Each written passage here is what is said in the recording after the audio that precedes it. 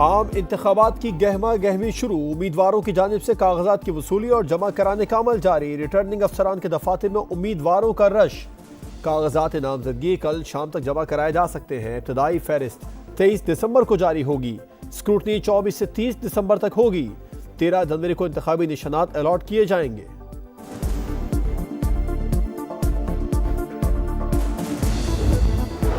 पंजाब के मुख्तलिफ इलाकों में शदीद धुंध। मोटरवे के कई सेक्शन ट्रैफिक के लिए बंद रहे। M3 समुंदरी सदरखाना M4 शेरशाह से फैसलाबाद तक ट्रैफिक मुअत्तल रही। लाहौर में आलूदगी में कमी। आलूदा तरीन शहरों की फहरिस्त में 5वें नंबर पर चला गया।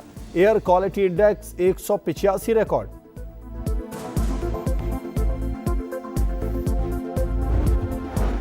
हामियों का कैपिटल हिल पर हमला ट्रंप को महंगा पड़ गया। कोलोराडो की अदालत ने सदारती इलेक्शन के लिए नाअहल करार दे दिया। फैसले के मुताबिक कैपिटल हिल पर हमले में मुलविस होने की वजह से ट्रंप उम्मीदवार बनने के अहल नहीं। ट्रंप ने फैसले को गैर जमहूरी करार दे दिया। सुप्रीम कोर्ट जाने का ऐलान। गजा में इसराइली सफाकियत की इंतहा। रमल में मजीद 102 फलस्तीनी शहीद कर दिए। देर अल बला में रिहायशी इमारत पर बमबारी, 13 फलस्तीनी जान से गए। जबालिया कैंप पर बमबारी से 37 शहादतें। कुल तादाद 19,667 हो गई। सेहूनी फौज का अस्पतालों पर धावा। गजा का अल अहली अस्पताल भी गैर फाल। तिब्बी अमले और मरीज गिरफ्तार। करारदाद के मुसव्वदे पर रुकन मुमालिक में इख्तिलाफ। फलस्तीन में जंग बंदी की करारदाद पर दूसरे रोज भी वोटिंग न हो सकी। UAE की करारदाद पर सलामती काउंसिल में आज वोटिंग मुतवक्के। इसराइल गजा में आर्जी जंग बंदी पर राजी। यरगमालियों की रिहाई का मुतालबा। हमास रहनुमा इस्माइल हनिया मुज़ाकिरात के लिए आज मिस्र जाएंगे।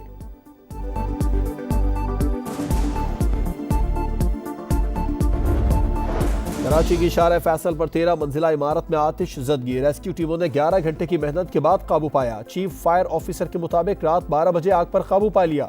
कूलिंग के बाद लोगों ने इमारत में दाखिल होकर खिड़की और दरवाजे खोले। हवा के बायस शोले ने आग पकड़ ली।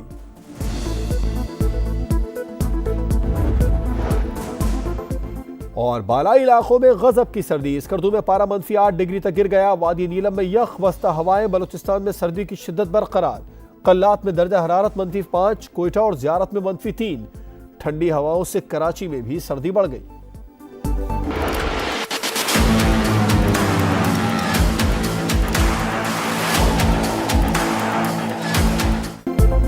इंतखाबात का दंगल सजने को तैयार। मुल्क भर से उम्मीदवार मैदान में उतरेंगे। आज से कागजात नामजदगी की वसूली होगी।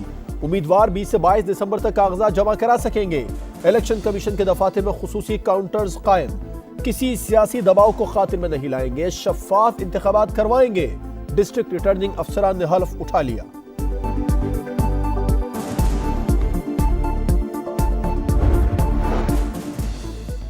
मुल्क की 4 बड़ी वकला तंजीमों का चीफ इलेक्शन कमिश्नर पर अदम एतमाद का इजहार। Pakistan bar council, supreme court bar, Punjab और सिंध हाई कोर्ट बार का सिकंदर सुल्तान राजा को ओहदे से हटाने का मुतालबा। एलामियों में कहा किसी सियासी जमातों को लेवल प्लेइंग फील्ड नहीं दी जा रही। सुप्रीम कोर्ट को इलेक्शन कमीशन के हर अमल की तौसीक के बजाय तजादात का नोटिस लेना चाहिए। जहलम, गुजरांवाला और रावलपिंडी समेत कई अजला की हल्का बंदियों में अदम तवाजुन देखा। नए इलेक्शन से पहले तहफ्फुजात दूर करना जरूरी है।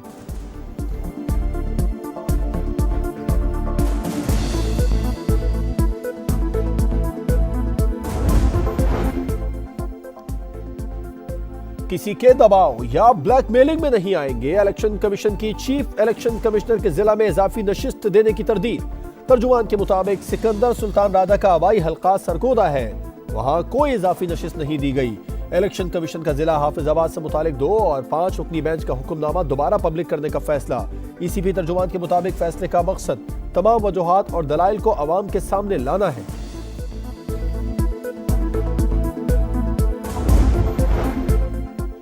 इलेक्शन को किसी सूरत डिरेल नहीं होने देंगे। सुप्रीम कोर्ट का 2 टोक ऐलान। हल्का बंदियों के खिलाफ एक और दरखास्त मुस्तरद। दरखास्तें इलेक्शन के बाद सुनने का फैसला। इलेक्शन की तारीख आने से थोड़ा इस्तेहकाम आया। क्या आप मुल्क में इस्तेहकाम नहीं चाहते? जस्टिस सरदार तारिक मसूद के रिमार्क्स। जस्टिस मंसूर अली शाह और जस्टिस अतर मिनुल्लाह ने कहा किसी को इलेक्शन ताखीर का शिकार करने की इजाजत नहीं देंगे।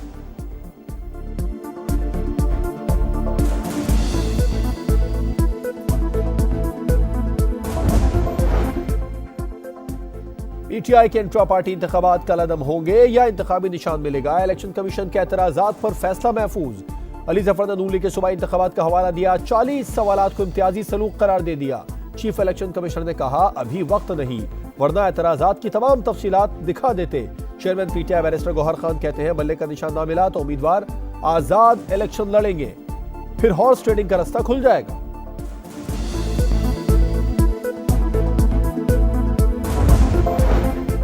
इमरान खान के खिलाफ तोशाखाना रेफरेंस दायर। नैब ने बुशरा बीवी को भी मुल्जिमा नामजद कर दिया। समा ने रेफरेंस की कॉपी हासिल कर ली। सऊदी अरब से मिला तोहफा कानून के मुताबिक तोशाखाने में जमा नहीं कराया गया।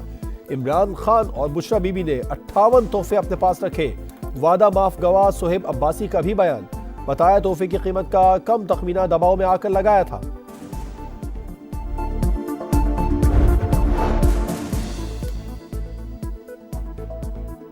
आइन तोड़ने वालों को जजेस हार पहनाते हैं। पार्लियामेंट टूटती है तो कहते हैं ठीक हुआ। बयानात मौजूद है कि नवाज शरीफ और मरियम नवाज को जेल से बाहर नहीं आना चाहिए, वरना 2 साल की मेहनत जाया हो जाएगी। नवाज शरीफ के फिर गिले शिकवे। बोले 4 वोटों की बढ़तरी से सेलेक्टेड वजीर आजम बनाया गया। इमरान खान के आते ही डॉलर को पर लग गए और रुपया मिट्टी में मिल गया। कोई अमीर इल मोमिनीन बनकर तो कोई टाइगर फोर्स से मुल्क चलाना चाहता है। पुरानी सियासत से वजीर आजम बनने वाला मुल्क नहीं चला सकेगा। बिलावल भुट्टो की वार्निंग। बोले एक दूसरे को जेल भेजना कामयाबी नहीं, सियासतदानों की नाकामी है। अवाम फैसला करें उन्हें कैसा पाकिस्तान चाहिए। कोई इंजीनियरिंग नहीं होगी, शफाफ इंतखाबात कराएंगे। निगरान वजीर आजम का आज़म। बोले जिन्हें लेवल प्लेइंग फील्ड मिली वो अपने दागों को लेकर नहीं चले तो हम कौन से दाग लेकर जाएं? सियासी जमातों के दावों में कितना वजन है, फैसला आवाम करेंगे। Army chief general Asim Munir का दौरा America. Commander central command general Michael Erik से मुलाकात। पाक अमेरिका ताउन बढ़ाने पर तबादला ख्याल। इलाकाई सिक्योरिटी और फौजी तरबियती उमूर पर गौर। पाक फौज और सेंटकॉम के दरमियान तरबियती राबते बढ़ाने पर भी इत्तिफाक।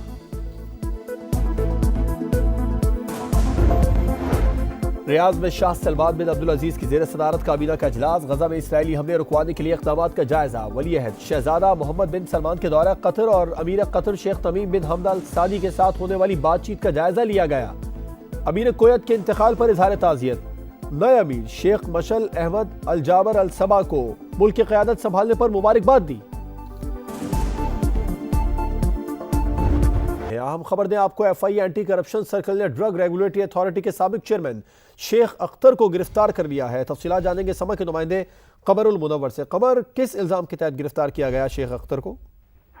जी, शेख अख्तर ड्रैब के चेयरमैन जो हैं वो मुकर्रर किए गए थे, लेकिन इनकी जो पीएचडी की डिग्री थी वो जाली थी और इस हवाले से तहकीकात जो है वो की गई थी। पहले इंक्वायरी की गई थी और ये जो डिग्री पीएचडी की इन्होंने इसके साथ लगाई थी, पता किया गया तो वो श्रीलंका से की गई थी और कहा गया कि जिस यूनिवर्सिटी से ये डिग्री की गई थी वहां पर इसकी वो डिग्री की ही नहीं जाती थी। इसी वजह से पहले इसकी इंक्वायरी की गई और उसके बाद ये बाकायदा तौर पर मुकदमा जो है ये 11वें माह में दर्ज किया गया था और आज उनको गिरफ्तार कर लिया गया है। ड्रैब के जो चेयरमैन जब इनकी तैनाती हुई थी उसके बाद इनको ओहदे से हटाया गया था और उसके बाद एफआईए ने 2018 में ये इंक्वायरी शुरू की थी, जिसके बाद खतो किताबत जो है वो श्रीलंकन हुकाम के साथ भी की गई और फॉरेन ऑफिस ने भी इसमें अपना किरदार अदा किया, जिसके बाद ये पता चला कि ये डिग्री जो है पीएचडी की ये जाली है, जिसके बाद मुकदमा दर्ज कर लिया गया था और आज इनकी गिरफ्तारी जो है वो अमल में लाई गई है